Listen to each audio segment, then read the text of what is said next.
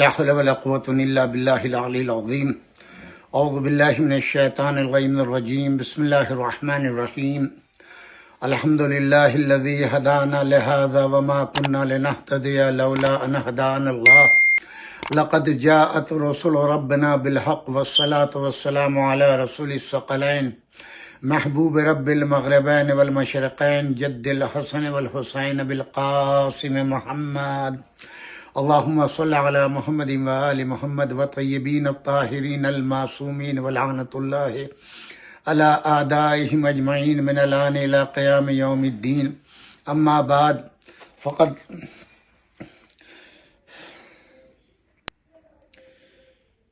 علامہ ابن حجر مکی ذکر فخری الرازی ان اہل بیتہ یصابونہ فی خمسۃ اشیاء فی السلام قال السلام علیک ایھا النبی وقال سلام علی آل یاسین وفی صلاتہ علیہ وآلہم فی التشہد وفی الطہارہ قال تعالی طٰہ یا طاہر وقال ویطہرکم تطہیرا وفی تحریم الصدقہ وفی المحیۃ قال تعالی فاتبعونی یحببکم اللہ وقال قل لا اسألکم علیہ اجرا الا المودۃ فی القربى۔ سامعین کرام، 3-4 روز سے جو ہماری گفتگو چل رہی تھی، سب سے پہلے آپ کی خدمت میں ہم یہ عرض کر دیں کہ آج کا یہ ہمارا پروگرام اسپیشل پروگرام ہے اس لحاظ سے کہ آج 11 ماہ صیام ہے اور آج کے دن ہمارے عزیز دوست بھائی بزرگ ہم سے بے پناہ محبت کرنے والے جناب سید باقر رضوی صاحب گزشتہ سال 11 ماہ رمضان المبارک کو وفات پا گئے۔ یہ انجینئر تھے، علی گڑھ سے تعلیم مکمل کی۔ ان کے والد ماجد ایک پائے کے عالم دین علامہ حامد حسین صاحب قبلہ تھے اور انہیں اسکول میں ہیڈ ماسٹر تھے اور علماء کی بے انتہا قدر کرتے تھے، خود عالم تھے۔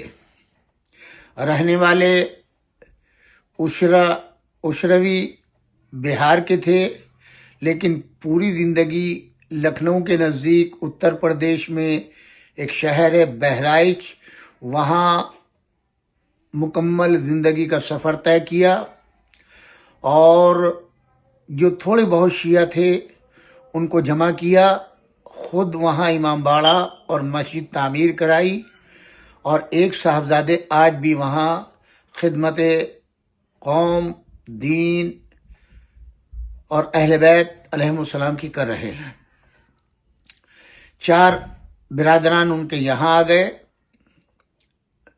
باقر بھائی بہت پہلے 70 کے نزدیک یہاں تشریف لے آئے تھے۔ اس کے بعد ان کے بڑے بھائی ڈاکٹر منظور رضوی صاحب جو کارڈیالوجسٹ ہیں مشہور، اور وہ تشریف لائے، اور کافی عرصے بعد جو ہے ان کے 2 چھوٹے بھائی صادق رضوی اور رضا رضوی یہاں آئے۔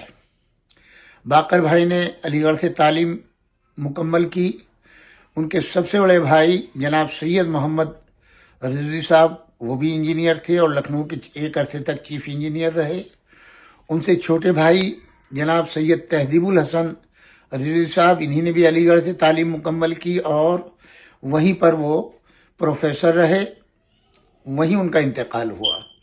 ان سے چھوٹے بھائی جناب مولانا ڈاکٹر سید محسن رضوی صاحب، منظور محسن رضوی صاحب، جنہوں نے وہاں کے اسکول سے تدریس کا کام شروع کیا۔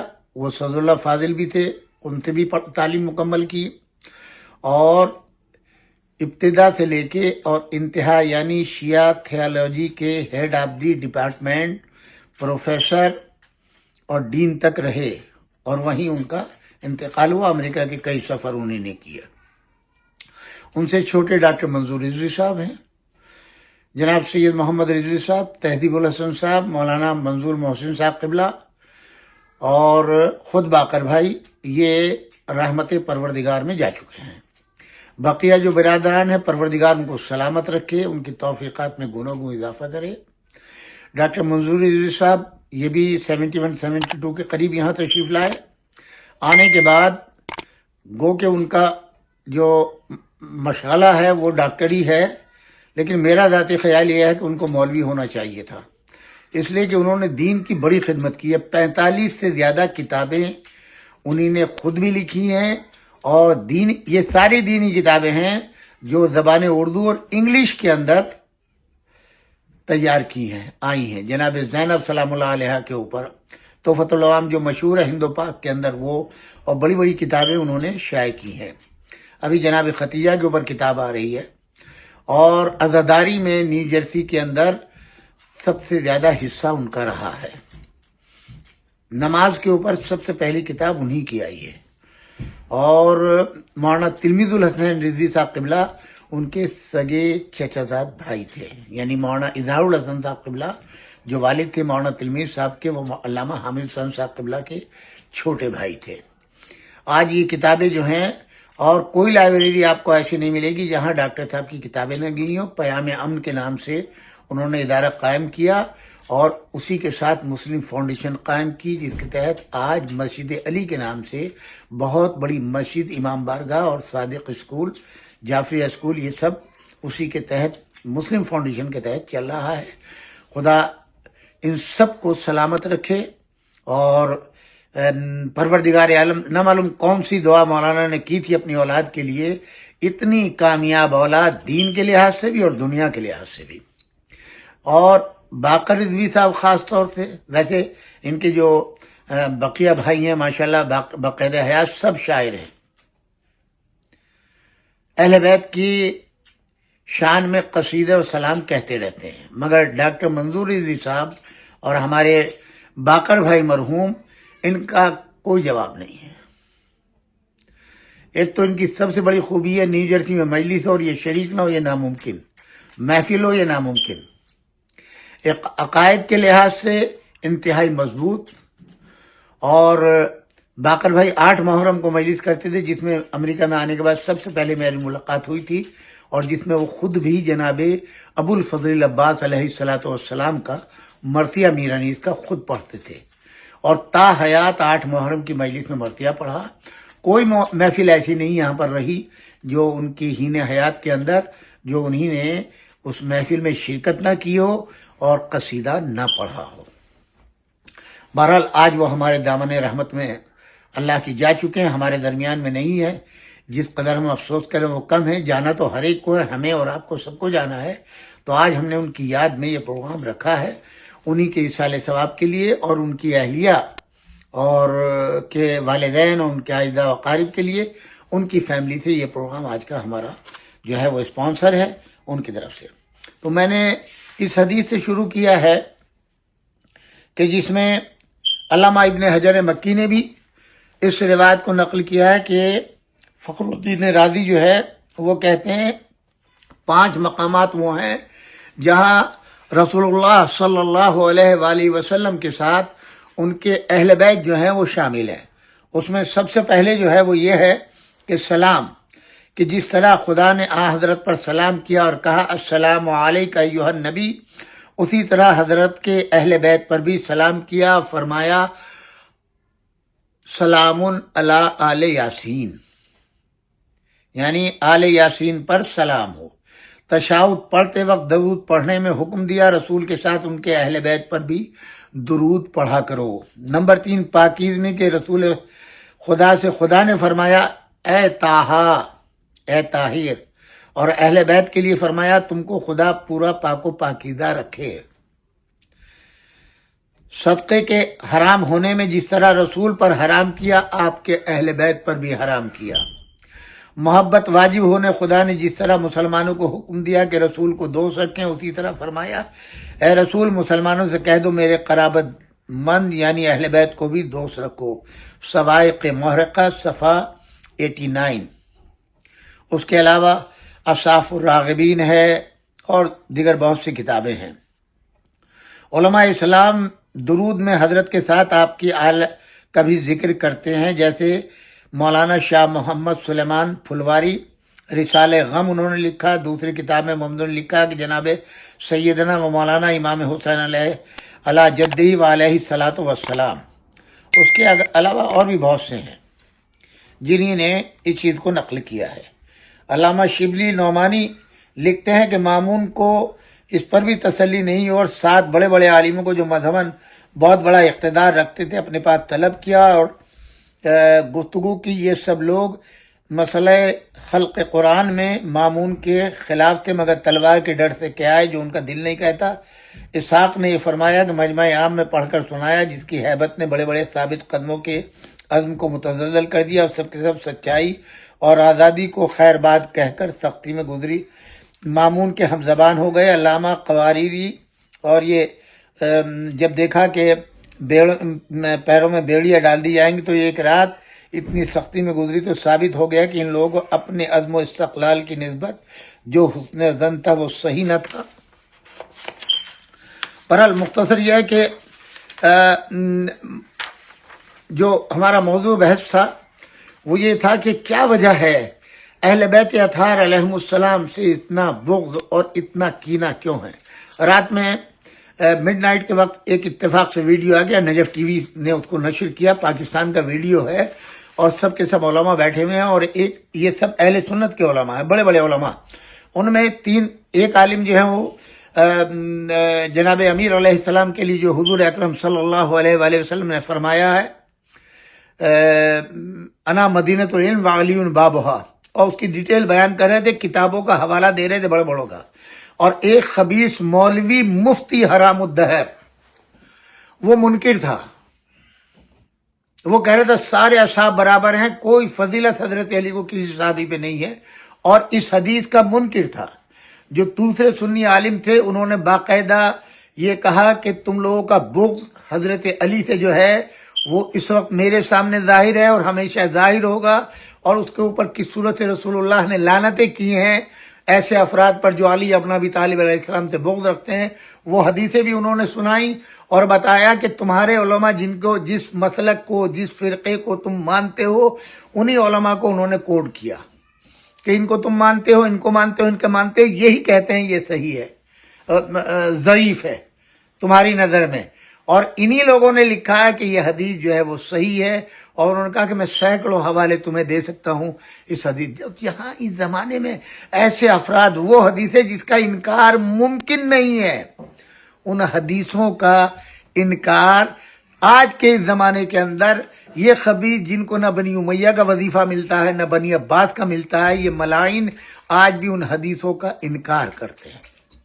یہ توسل کے منکر ہیں, توسل کے قائل نہیں, اہل بیت کی فضیلت کے قائل نہیں, اہل بیت کے ساتھ درود رسول اللہ کے ساتھ شریک کرنے میں ان کو تکلیف ہوتی ہے, کلیجہ پھٹتا ہے ان کا. جہاں کوئی فضیلت اہل بیت قرآن سے حدیث سے ظاہر ہوئی اور ان کے پیٹ میں درد ہونے لگتا ہے. ان ملائین کو جتنا لعنت کی جائے وہ کم ہے.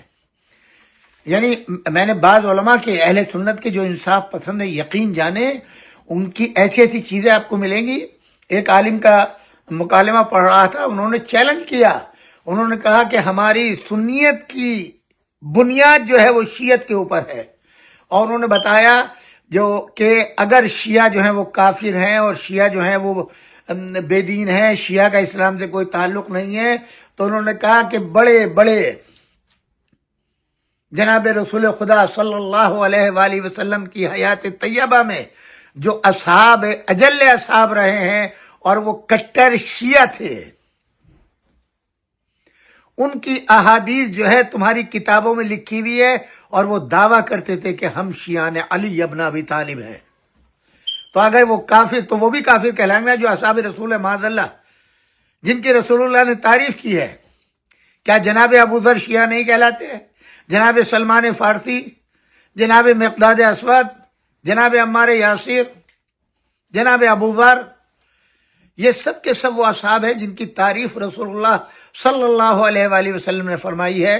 اور یہ جب تک جناب امیر المومنین علی ابن ابی طالب کی زیارت نہ کر لیں تو کھانا ان کا جو ہے وہ ہضم نہیں ہوتا تھا. در سیدہ پر حاضری دینا اپنے لیے واجب سمجھتے تھے. انہوں نے 16 ایسے افراد کے نام پیش کیے ہیں کہ جو صحائف ستہ ہے یا اس کے علاوہ دیگر کتابیں ہیں، ان کا دار و مدار ان کی احادیث کے اوپر ہے. اگر وہ احادیث نکال دی جائیں تو یہ کتابیں بیکار ہو جائیں. تو انہوں نے چیلنج کیا، اگر علی ابن ابی طالب اور ان کے چاہنے والوں کو تم جو ہے غیر مسلم علی کے چاہنے والوں کہو گے تو پھر تمہارے پاس ایک حدیث نہیں بچے گی، اس لیے کہ اصل ذخیرہ جو ہے اصل تو ان سے شروع ہوتا ہے، بیچ میں تو راوی ان فلاں ان فلاں ان فلاں ان فلاں کر کے ہوتے ہیں، مگر رسول اللہ صلی اللہ علیہ وآلہ وسلم اور ان فلاں والوں کے درمیان میں وہ 16 راوی ہیں جو کٹر شیعان علی ابن ابی طالب ہیں، جو علی ابن ابی طالب کو خلیفہ اول، امام اول مانتے تھے.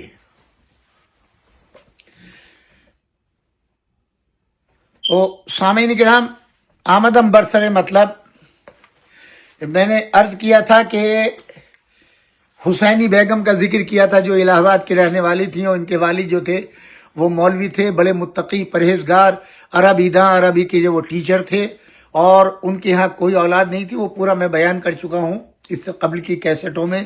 اور ایک دوسرے حکیم صاحب تھے، ان حکیم صاحب کے ہاں بھی جو بیٹا تھا پیدا ہوا، اور وہ بھی بہت بڑا عالم بنا، اور ہندوستان کے مدارس جو ہیں پٹنہ سے لے کر کے اور دیوبند تک انہوں نے ہر جگہ کی ڈگری لی، سندیں لی، اور وہ ایک طریقے سے آج کی زبان میں کہیں مفتی بن گئے، اور بڑے پڑھے لکھے زبان عربی کے ماہر.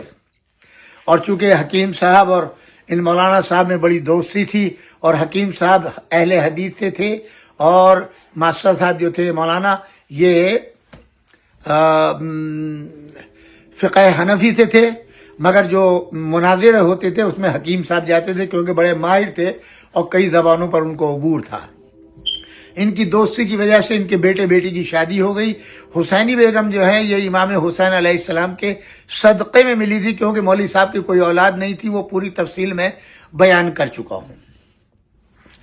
آج انہی کا ایک مکالمہ اور ان کے اوپر جو گزری ہے، میں نے بتایا تھا کہ مولوی عبدالغفور اور ان کی شادی ہو گئی.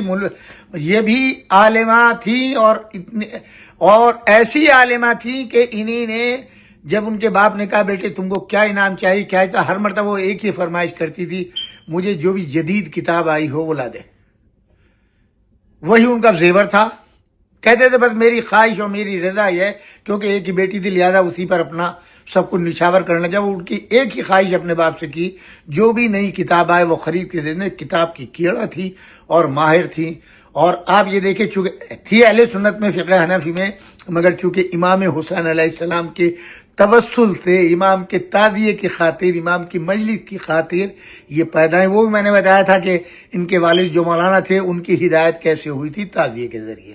اب اس بحث میں نہیں جاتا، دامن وقت میں ایسی گنجائش نہیں ہوتی. اب یہ جو کتاب تصویر اعزاز جس کو علامہ سید علی حیدر نقوی صاحب قبلہ، جن کی بڑی خدمات ہیں، علامہ رضی جعفر صاحب قبلہ کے والد، جن کی لا تعداد کتابیں جو ہیں مارکیٹ میں موجود ہیں. ادارہ اصلاح انہی کا بنایا ہوا تھا. رسالہ میگزین نکلتا تھا، آج بھی ماشاءاللہ نکلتا ہے. اور اس دور کے اندر جب انعطاف ہے علماء کا بھی، کتابوں کا بھی اور پڑھنے والوں کا بھی، اس کے باوجود اعلیٰ ترین کتابیں یہ ادارہ شائع کر رہا ہے. ہمارے ڈاکٹر منظور رضوی صاحب بھی کئی کتابیں اسی ادارے کے توسط سے شائع کرا چکے. تو یہ اپنے شوہر سے بحث کرتی ہیں، اور بحث کرتے کرتے ظاہر ہے وہ انہوں کی تعلیم دیوبند تک ہوئی ہے، مکمل تعلیم کی ہے، دستار بندی ہوئی ہے، اور لہذا وہ اپنے عقائد میں اس میں ہی مضبوط تھے. مگر انہی نے کتاب قرآن اور حدیث کی روشنی میں، اور انہی کے علماء جو اہل حدیث کے علماء ہیں، مناظر ہیں، محدث ہیں، انہی کی کتابوں کے حوالے دے دے کر کے مولوی عبدالغفور صاحب کو انہی نے شیعہ بنا دیا. تو آج کا ایک عنوان ہے کہ خود مولوی عبدالحمید صاحب جو تھے، عبدالغفور صاحب جو تھے وہ بیمار ہو گئے. آج میں وہ قصہ توسل امام حسین، توسل اہل بیت اطہار علیہ السلام کے اوپر بیان کرتا ہوں، اور آخر میں امام حسین علیہ السلام کی شان میں ہمارے مرحوم باقر بھائی کا ایک قصیدہ سنانے کی سعادت حاصل کروں گا. وہ علامہ علی حیدر صاحب یہ پوری ترتیب دے رہے ہیں ان کے واقعات کو. وہ کہتے ہیں کہ عنوان مصیبت میں رسول خدا صلی اللہ علیہ وآلہ وسلم اور آپ کی آل پاک سے توسل کا اثر، یہ ہیڈنگ ہے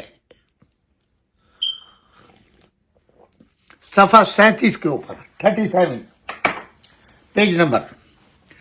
لکھتے ہیں کہ جنوری کے شروع میں الہ آباد کی آب و ہوا خراب ہو گئی، شہر میں طاعون پھیل گیا، سینکڑوں آدمی مر گئے، آئندہ کیا ہوگا کسی کو خبر نہیں۔ مولوی عبدالغفار صاحب اور حسینی بیگم بڑے لطف کی زندگی بسر کرتے تھے، دونوں کی خوشی دیکھ کر ان کے والدین پھولے نہیں سماتے تھے، مگر اس طاعون میں مولوی عبدالغفار صاحب بھی مبتلا ہو گئے۔ یہ آپ نے سنا ہوگا، ایک وبائی بیماری بہت عرصہ پہلے ہندوستان میں آئی تھی اور لاکھوں لاکھ لوگ جو ہیں لقمہ اجل بن گئے، اور ایسے شدید علیل ہوئے کہ بچنے کی امید جاتی رہی۔ دونوں گھروں میں انتہا درجے کا تلاطم تھا، حکیموں ڈاکٹروں سب کا علاج کیا گیا، مگر طبیعت کسی طرح روبہ اصلاح نہیں ہوتی تھی۔ حسینی بیگم کی آنکھوں میں تو دنیا سیاہ ہو رہی تھی، اور چونکہ ابھی شادی کو تھوڑے ہی دن ہوئے تھے، اس وجہ سے بے تکلف سے اپنے جذبات کو ظاہر بھی نہیں کر سکتی تھیں۔ حکیم عبدالوہاب اور مولوی عبدالحمید، حکیم عبدالوہاب مولوی عبدالغفار کے والد ہیں اور مولوی عبدالحمید حسینی بیگم کے کی پریشانی کا بھی کیا کہنا۔ جب ہر قسم کے علاج سے تھک گئے تو مولوی عبدالحمید صاحب نے گنڈے، تعویذ، عمل، دعا کی بہت سی تدبیریں کی، مگر وہ سب بے اثر رہیں، اور مولوی عبدالغفار صاحب ایک دو روز کے مہمان معلوم ہونے لگے، یعنی بیماری اتنی شدت اختیار کر گئی کہ اب مولوی عبدالغفار صاحب کی زندگی سے سب کے سب مایوس ہو گئے، اور گھنٹے گننے لگے ان کے قبضے روح کے لیے کہ کب یہ دنیا سے رخصت ہوں۔ تب تو مولوی عبدالحمید صاحب نے بیٹی کو الگ بلا کر گلے سے لگا لیا، دونوں باپ بیٹی خوب دل کھول کر روئے۔ ظاہر ہے ان کی بیٹی ابھی عمری کیا تھی، شادی کو تھوڑے سے دن گزرے تھے، اور اب اس کا سہاگ لٹ رہا تھا، اکلوتی بیٹی ہے باپ کے۔ ادھر حکیم عبدالوہاب صاحب، ان کی بیوی بھی ماہی بے آب کی طرح روتی اور تڑپتی تھی۔ غرض اس خوش اور آباد گھر کی ایسی حالت ہو رہی تھی کہ خدا کسی دشمن کو بھی نہ دکھائے۔ ظاہر ہے ایسے حالات میں ایسا ہی ہوتا ہے۔ جب اچھی طرح آنکھوں سے آنسو بہہ گئے تو مولوی عبدالحمید صاحب نے حسینی بیگم سے کہا، کہتے ہیں بیٹی کیا کہوں، تیرا کیا سامان نظر آ رہا ہے؟ میں نے بہت سی دعائیں پڑھی، فلاں فلاں پیر صاحبان کے روزوں پر جا کر الہا و زاری بھی کی، تعویذ وغیرہ بھی باندھے، مگر سب بیکار ہوا۔ تم نے بھی دعا وغیرہ میں کمی نہیں کی، لیکن کسی اور معتبر کتاب وغیرہ میں کوئی مجرب طریقہ نظر سے گزرا ہو تو خیال کر کے اس کو بھی کر دیکھو۔ یہ کون؟ مولوی عبدالحمید صاحب، جو اپنے ایمان و عقائد کے لحاظ سے اہل حدیث فرقے سے تعلق رکھتے ہیں، جن کے یہاں اہل بیت اطہار علیہ السلام کی فضیلتیں بدعت نظر آتی ہیں، احادیث ضعیف نظر آتی ہیں۔ یہ صرف اللہ اللہ والے لوگ ہیں، بغیر سیڑھی کے سیدھے زمین سے اللہ کے پاس پہنچ جاؤ، یہ وہ لوگ ہیں۔ اب وہی کہہ رہا ہے، کیونکہ ان کے علمی صلاحیتوں کے وہ بھی وہ تھے، اور جو اہل بیت کے سلسلے میں انہی نے باقاعدہ، میں یہ کہوں گا کہ انہوں نے اجتہاد کیا ہے، اور جو دلائل وہ دیتی تھی تو وہ عبدالحمید صاحب بھی سنتے تھے۔ مصیبت میں انسان کو چاہیے کہ اپنے حواس کو قبضے میں رکھے اور تدابیر اور خدا سے دعا کیے جائے۔ حسینی بیگم کی آنکھوں سے مسلسل آنسو جاری تھے اور وہ ایک لفظ بھی نہ بولی۔ جمعرات کا دن تھا، شام ہوتے ہوئے مولوی عبدالغفار کا بخار اور تیز ہو گیا، گلٹیوں میں درد بڑھ گیا اور بہکی بہکی باتیں بھی کرنے لگے۔ قرینے سے معلوم ہوتا تھا کہ اب سرسام ہو رہا ہے۔ اس وقت کی حالت کیا بیان کی جائے، گھر میں کوحرام بپا تھا، حسینی بیگم سے وہ حالت دیکھی نہیں جاتی تھی۔ دوسرے کمرے میں جا کر ایک تخت پر گر پڑی، روتے روتے جان کھوتی تھی۔ جب تھک گئی آنسو بھی کم ہوئے تو مردہ حال پڑی تھی کہ اس خیال میں ایک بات آئی جس سے کچھ جان آ گئی۔ وہ فوراً اٹھی اور اپنے کو سنبھال کر اس کمرے میں آئی جہاں مولوی عبدالغفار صاحب پڑے تھے اور دونوں کے اعزاء ان کو گھیرے بیٹھے تھے۔ یہ کسی سے کچھ نہ بولی اور ایک الماری سے کوئی کتاب نکال کر پھر اسی کمرے میں چلی گئی جس میں پہلے پڑھی تھی۔ وضو کر کے 2 رکعت نماز پڑھی، اس کے بعد کسی عمل کو کرنے لگی۔ اس کی ساس کئی مرتبہ آ کر دیکھ گئی کہ حسینی بیگم کیا کرتی ہیں۔ سب کو نہایت درجے تعجب ہو رہا تھا کہ حسینی بیگم جو بے جان ہو رہی تھی شوہر کی اس حالت کو دیکھ کر اس وقت کس عمل کو کر رہی ہے۔ اس تیور سے معلوم ہوتا تھا کہ اس عمل سے اس کو یقین ہے کہ مردہ بھی زندہ ہو جائے گا۔ بہت دیر تک وہ اسی عمل کو کرتی رہی اور رشتے کی بیویاں جو مولوی عبدالغفار صاحب کی زندگی کی آخری راز سمجھ کر بھری تھیں بار بار آتی اور اس کو اس اطمینان سے تسبیح پڑھتے دیکھ کر نہایت حیران ہوتی تھیں۔ سب سکتے میں تھے کہ شوہر دم توڑ رہا ہے اور بیوی اس اطمینان سے عبادت کر رہی ہے۔ نہ معلوم حسینی بیگم کے اس عمل میں کیا اثر تھا کہ جمعے کی صبح ہوتے ہی مولوی عبدالغفار صاحب کا بخار کم ہونے لگا، سر کا درد بھی خفیف ہو گیا۔ انہوں نے آنکھیں بھی کھول دی۔ پھر کیا تھا، گھر میں عید تھی، سب کی زبان سے بے ساختہ نکل جاتا تھا کہ یہ حسینی بیگم کے عمل کا نتیجہ ہے۔ چند دنوں کے بعد وہ بالکل اچھے ہو گئے۔ اسی کے ساتھ ہی محلے بھر میں دھوم ہو گئی کہ حسینی بیگم نے اپنے عمل سے اپنے شوہر کو قبر سے نکال لیا۔ جب مولوی عبدالغفار نے غسل شہد کیا تو رشتے کی سب عورتیں جمع تھی۔ بالکل شادی کا گھر معلوم ہوتا تھا۔ حسینی بیگم کو اس طرح آراستہ کیا گیا کہ دلہن بن گئی۔ سب کی زبان پر تھا کہ بیوی مبارک ہو، تم نے اپنے ہی عمل سے اپنا سہاگ قائم رکھا، تم خوب پھلو پھولو۔ بہت سے فقراء، یتیموں اور بیواؤں کو حسینی بیگم نے کپڑے تقسیم کیے، رشتہ داروں کے یہاں بھی کھانے بھیجے گئے۔ غرض جس قدر خوشی ہو سکی کی گئی۔ شام ہوتے ہوتے سب مہمان رخصت ہو گئے اور دونوں میاں بیوی سونے کے لیے اپنے بستر پر چلے گئے۔ مولوی صاحب نے اب یہاں سے ان کا ایک چھوٹا سا مکالمہ ہے، وہ سن لیجئے۔ مولوی صاحب نے کہا تم کو مبارک ہو، بیوی کو مخاطب کر کے۔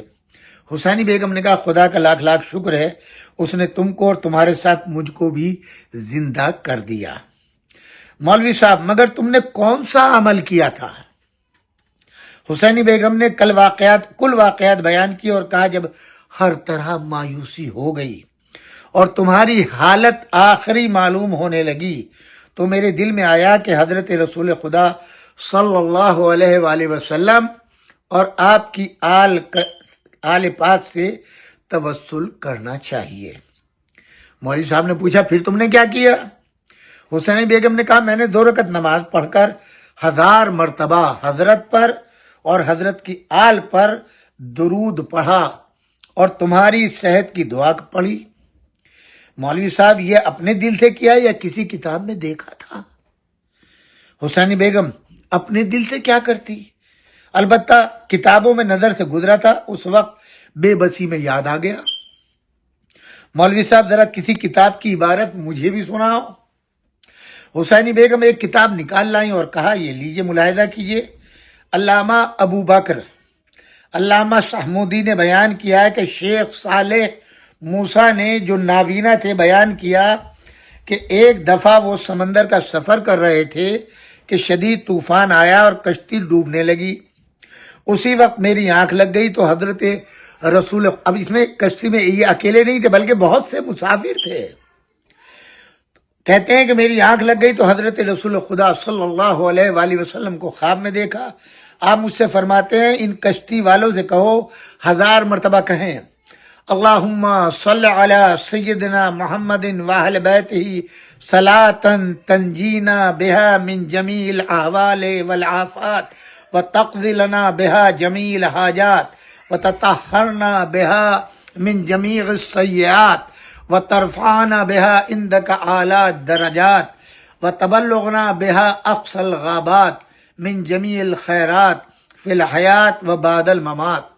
اے اللہ تو ہمارے سردار حضرت محمد صلی اللہ علیہ وآلہ وسلم اور ان کی آل پاک پر درود بھیج، ایسا درود جس کے صدقے میں ہم لوگوں کو سب ڈر کی باتوں اور آفتوں سے نجات دے، ہم لوگوں کی کل حاجتوں کو پورا کر، اور اس کے واسطے سے ہمیں کل برائیوں سے پاک کر دے، اور اس کے ذریعے سے ہمیں اپنے یہاں اعلیٰ درجات تک بلند فرما، اور ان کے توسل سے ہمیں زندگی میں مرنے کے بعد خوبیوں کی انتہائی حدوں تک پہنچاتا رہے۔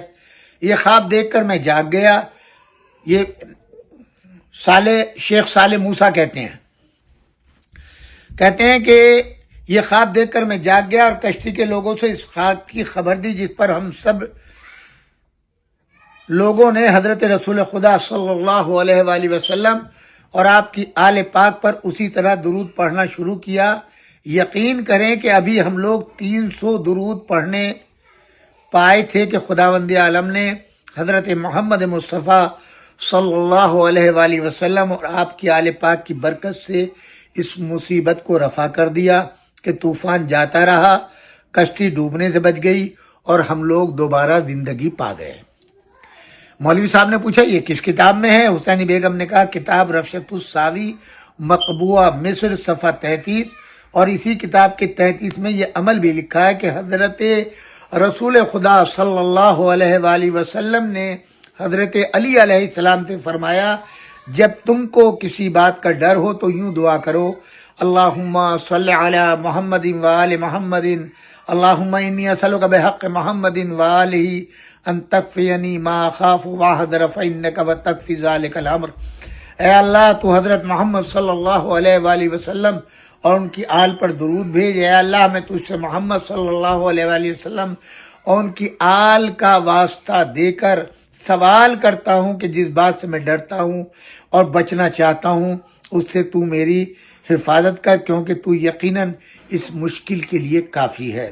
مولوی صاحب نے کہا تم نے کس طریقے پر عمل کیا؟ حسینی بیگم کہتی ہیں میں تو لٹتی تھی، اس وجہ سے وہی 1000 دفعہ درود والا عمل کیا، اور ایک اوسط درجے کا عمل بھی اس کتاب میں 32 صفحے پر لکھا ہے۔ مولوی صاحب نے کہا وہ کیا لکھا ہے؟ حضرت رسول خدا نے فرمایا صلی علی محمد وعلی اہل بیتہ 100 مرۃ قضى اللہ له 100 حاجۃ، یعنی جو شخص محمد صلی اللہ علیہ وآلہ وسلم اور ان کی آل اہل بیت پر 100 مرتبہ درود پڑھے گا، خدا اس کی 100 حاجتیں پوری کرے گا۔ مولوی صاحب نے کہا کہ تم کو بہت سے عمل بھی معلوم ہے؟ حسینی بیگم کہتی معلوم کیا، ایسے ہزاروں واقعات ہوتے رہتے ہیں، اس وجہ سے علماء نے سب کو لکھ دیا ہے۔ اب مولوی صاحب کہتے ہیں میں ان باتوں کا قائل نہیں تھا مگر تم نے میری زبان بند کر دی۔ حسینی بیگم کہتی ہیں اگر کتابوں میں نہ ہوتا تو میں بھی یہ عمل نہ کرتی۔ سامعین کرام، میرا آج کا وقت بھی جو ہے وہ ختم ہو رہا ہے۔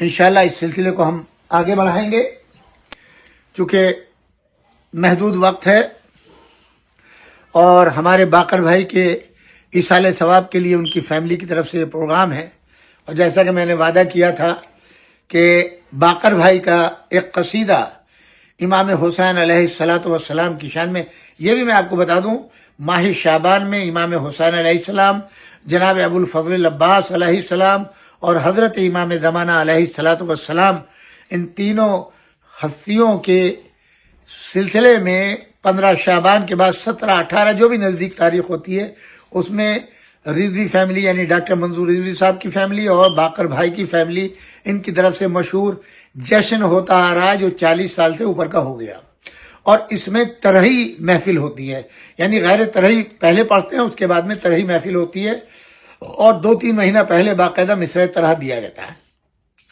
جس سال کا بھی ہے اس میں تاریخ تو لکھی نہیں ہے، تو ان کی کتاب ابھی گزشتہ سال ہی ہے، گلدستہ مودت کے نام سے یہ آئی ہے چھپ کر کے، اس میں پورا کلام انہی کا ہے، مقدمہ میرا لکھا ہوا ہے اس کے اندر، اور پورا ان کا کلام جو ہے وہ ویسے تو کئی کتابیں ان کی چھپ جائیں مگر مختصر یہ کتاب جو ہے وہ ان کی زندگی میں پرنٹ ہو گئی تھی۔ یہ اس سال جس سال یہ محفل تھی اس کا جو مصرع طرح تھا وہ تھا زہرا کے نور عین کی آمد جنا میں ہے، اس پر انہوں نے پورا قصیدہ لکھا. یہ ذکر خیر کس کا ہمارے بیاں میں ہے، لگتا ہے یوں بہار کی خوشبو خزاں میں ہے. ایک اہتمام خاص زمیں آسماں میں ہے، خلد بری کی خوشبو بسی گلستاں میں ہے. آمد ہے شاہدیں کے زمیں سرخ رو ہوئی، صلی علی کا شور زمین و زماں میں ہے. صبر و یقین و حق و صداقت کا کل چلن، اے کربلا کے عزم تیری داستاں میں ہے. حوروں میں ہے خوشی تو ملائک میں دھوم ہے، زہرا کے نور عین کی آمد جہاں میں ہے. عباس ہیں علی کی تمنا کا ماں حسل، جرأت وہی شکوہ وہی جانے جاں میں ہے. دے کر علم یہ بھائی کو شے سوچنے لگے، تصویر ذوالجلال کی تشنا دہاں میں ہے. دیکھا نشاں علی کا تو بولے یہ اہل کی، کیا اوج کیا حشم علم ذو فشاں میں ہے. زینب کے دل کا چین سکینہ کا آسرا، عباس با وفاسا نہیں دو جہاں میں ہے. نرجس کا گل نہا ہے زمانہ ہے منتظر، خوشبو اس ایک گل کی ہر ایک انس و جاں میں ہے. مہدی دین زمانے میں آئیں گے جس گھڑی، پروان دین چڑھے گا ابھی نیم جاں میں ہے. ہاتف نے دی صدا کے امام آ رہے ہیں آج، محفل سجی ہے عید بھی کونو مقام میں ہے. کیونکہ محفل شیخ خراسان میں یہ محفل ہوتی ہے، اس عنوان سے بھی محفل ہوگی، اور پھر محفل ہی ان ہستیوں کے سلسلے میں تھی. دامان اہل بیت سے چمٹا ہوا ہوں میں، عزت یہاں ہے گھر میرا باغ جناں میں ہے. آئیں گے جب امام تو باقر یہ دیکھنا، کیا حسن کیا جمال امام زماں میں ہے. آپ دیکھیں میں نے عرض کیا نا کہ 3 معصوموں کے لیے یہ ہے، یعنی امام حسین علیہ السلام، جناب عباس اور جناب امام زمانہ. تو محفل چونکہ ان 3 ہستیوں کے سلسلے میں، لہذا ایک ہی قصیدے میں جو امام حسین کے عنوان سے ہے تینوں کا ذکر کر دیا ہے. پروردگار عالم ان کے درجات کو بلند فرمائے، ان کی روح کو شاد فرمائے، اور ان کے خانوادے کو کوئی غم نہ دے سوائے غم اہل بیت کے.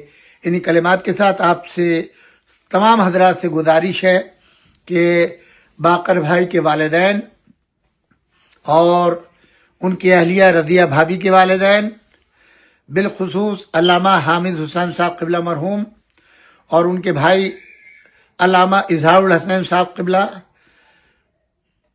جناب سید محمد رضوی صاحب، تہذیب الحسن رضوی صاحب، منظور محسن رضوی صاحب، باقر رضوی صاحب، سبط حسن رضوی صاحب، اور ان دونوں خانوادوں کے تمام مرحومین کے لیے آپ حضرات سورہ فاتحہ پڑھیں. ان کے بچوں کی سلامتی کی دعا فرمائیں. ان کی ایک بیٹی زہرا ہے، ماشاءاللہ اس کے بھی 2 بچے ہیں.